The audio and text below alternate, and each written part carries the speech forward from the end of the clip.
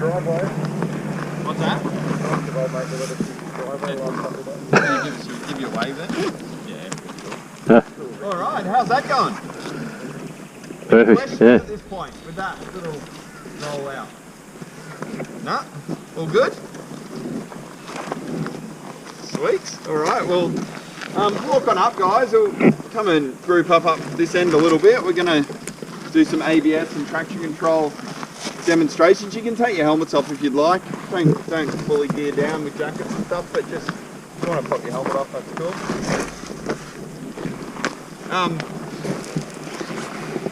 How's Cornerman on?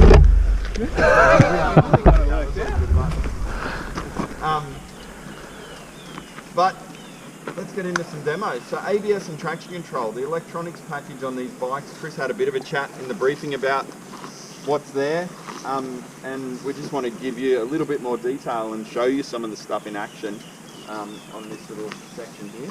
Pretty impressive. 2013 was the first year the bikes had modes. That's when that was introduced, and the big change then with the modes was that there was off-road calibrated electronics.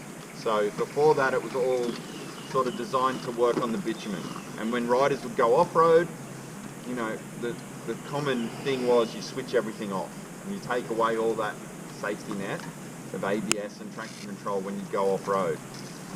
Then they brought out the off-road calibrated electronics that worked very well, and that was 2013, and since then it's just been refined. Pretty much every year it gets better and better. So the package now is very good off-road, and there's really, you know, ABS, well, in fact now you can't switch ABS off as of this year. Prior to that you could always deactivate ABS completely. Now you can't anymore. So you've got to use the modes if you want the bike to work well off-road. You basically need to go to Enduro mode so that it does its thing. The way it works is wheel speed sensors on the bike, and basically it's reading your wheel speeds and making adjustments via that, and it's a couple hundred times a second that the bike is basically reading the terrain or reading what's going on through the brakes when you apply them. We're going to get Chris to do some demos here where basically if he didn't have ABS, every one of these demos would be a crash.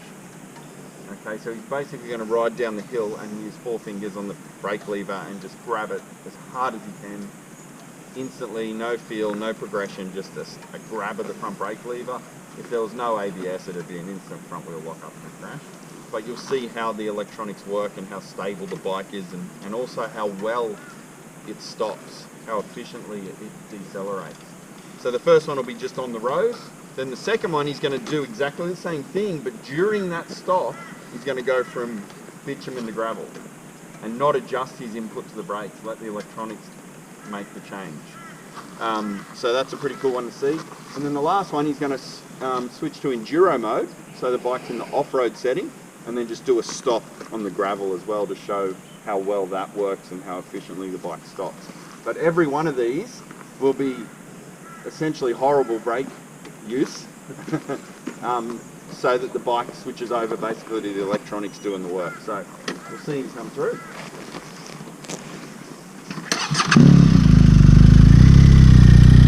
One thing to keep in mind, guys, it works very, very well when the bike's upright in a straight line. When we add lean angle, these bikes aren't uncrashable, that's for sure. Lean angle's a whole another ball game, and that brings its own challenges. But it's nice to understand how well this stuff works, so you trust it. So if you are in a situation, you can get maximum braking out of the bike. So here comes the first one.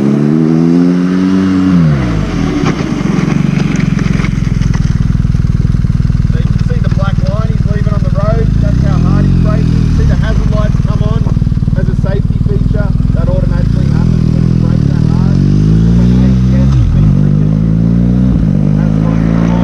Obviously there's the car behind you that you're stopping pretty quick. You want them to realise that and hopefully stop as well. But yeah, the black line in the road tells the story to me. That's how hard he's braking. So this time, same thing, but until the switch surface.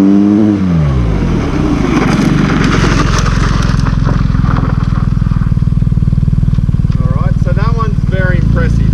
The bike doesn't even flinch, and for anyone that's ever gravel accidentally or not planned, you know the surface change is pretty scary. And if you don't, he has no ABS to go from bitumen to gravel. That brake application needs to change a lot. But you can see the electronics read that surface change so quickly that bike doesn't even flinch. That's road mode. Yep. So that's in road mode. Essentially, if you had a drama on the bitumen and you ran the bike wide onto the gravel, you can see you can still trust it when it's going to change surfaces. This is enduro mode.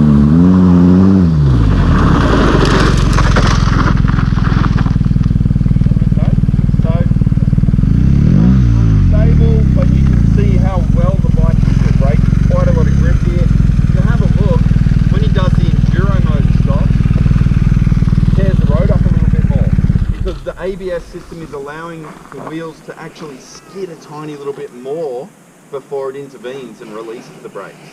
So ABS is always a micro skid and then release, skid, release. But in enduro mode, that's a little bit more of a skid. If you really slow-mo that, even on an iPhone, you can see the wheels stop. You won't pick that up on the bitumen in ABS. Yep. So like the last time I used ABS was on a really old bike. Yep. Do you still have that like juddering feeling through the brakes? Yeah, look, you'll feel the pulsing, yeah. But with every year, it's a smoother feedback. It's a nicer feel. It's not. I remember the first ABS, like especially rear brake. If you push the rear brake too hard, it almost sounded. It felt like there was a rock in your rear brake caliper, and it was like it was horrible. Yeah. Whereas everything's a lot smoother now. You'll feel the pulsing, but it's not a. The lever won't be doing this sort of thing. You feel it, but it's not. It's a lot nicer. A little bit of an odd question, maybe because it's USA. On the road bikes, BMW road bikes, ABS, if you went from bitumen to dirt, would they respond similarly? Yeah, exactly the same, mate. Okay. Yeah. Sometimes so not kind of kicking into enduro mode. No, not at all. That's just the ABS system itself and how quickly it reacts. So the same thing would happen, and quite often at different events, we do demos on S1000RRs sometimes, and we have these alloy plates that are about 1 meter long with rubber on the back, and we put those down on the ground and throw literally soapy water on them and ride at them at like 100k an hour, start braking on dry bitumen to wet bitumen to a wet soapy piece of alloy, and the bike doesn't flinch. So it's the ABS system itself making that reaction, not it doesn't switch from road. That's a good, I've never thought of it like that, but yeah, it's not a road to enduro sort of switch. It's just the ABS system doing its thing and reacting. So the same as if you were braking. It's impressive how quickly it does it. I don't know how it picks that surface change up like it does, because I think you'd forgive it if it even had a little twitch and then come good, but it doesn't even. There's no flinch. It's like it knows it's going to do it, but it doesn't. It's reacting. But it reacts that quick, it doesn't even allow a flinch. So it's very cool. It never stops impressing me when you see that. And I know as a rider, when you do it, no matter how many times you do it, it's so unnatural to have that much brake pressure from bitumen to gravel. It's always a bit nervy. When you come in to do it, you're relying on a little computer chip under your arse to keep you upright. But it does the job. So yeah, cool to see. It helps you get your head around how good these safety nets in the background are and what they can do for you. The next one, we're going to do some traction control demonstrations. So switch from braking now to basically your rear wheel and power delivery, and this helps you manage the power delivery, especially on gravel, but also in sketchy conditions on the road, wet stuff, the same thing, manhole covers, change of surface mid-corner, when you're accelerating, all that sort of stuff that can catch you out. If you're in the right mode for the right conditions, i.e. rain mode when the road's wet, that's nice and sensitive, it'll stop things from happening that shouldn't when you turn the throttle. It's very impressive. So we'll get Chris to ride off. He's going to turn traction control off completely to start with and just give a few bursts of throttle so we see what happens when traction control isn't there. And then he's going to go to rain mode, which is the most sensitive traction control, and see the difference basically.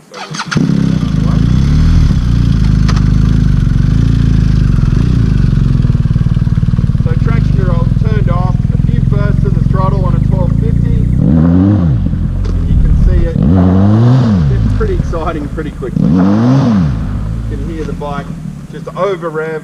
That's not a build up of revs and dumping the clutch, that's just a turn of the throttle and nothing like that. Get a bit crazy.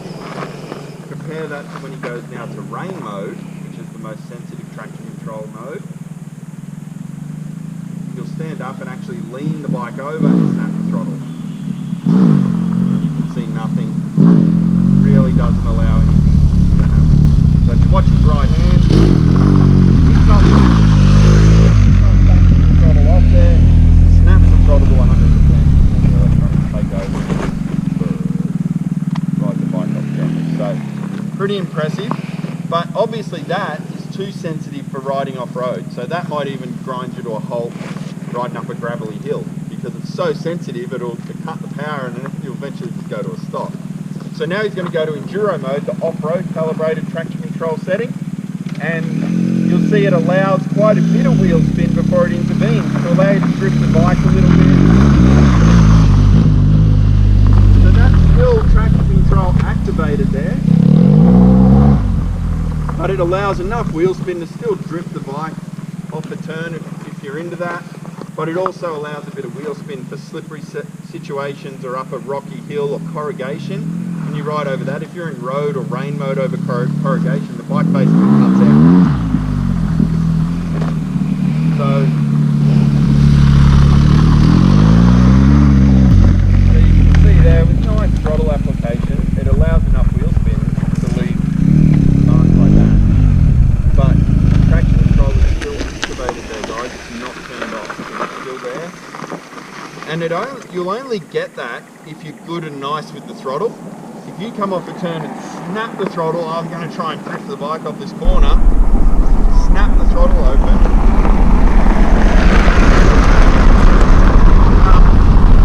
then traction control will probably just intervene and you won't get any sort of a drift or a slide because you've tried too hard and it's tried to wheel spin excessively and it's like, nope, you got that wrong. It needs to, yeah. to be controlled still for it to work. Yeah, that's right. So, yeah, look, all this stuff, it really complements good control inputs. And if you're riding the bike well, you'll never feel any of this stuff in the background. And anytime you do, think of it like a slap on the wrist. You just crashed, but I saved you, basically. So, yeah, it's good. It's not a goal to set ABS and traction No. 50 times a day. It's not. Yeah, and after seeing that doesn't mean every time you use the brakes now it's just a fistful and just let the electronics do the work. You know, we want to ride the bikes well, and then this stuff is a great safety net in the background to help when you get it wrong. So, yeah. Any questions about stuff? All good? Cool. All right, well, let's gear up. We're going to head on up this road for a little bit, then turn around and come back down. Now's your time if you want to go to Enduro mode. Feel free to put it in Enduro mode and get a feel for that. We'll head up, do a Yui, and come on back out.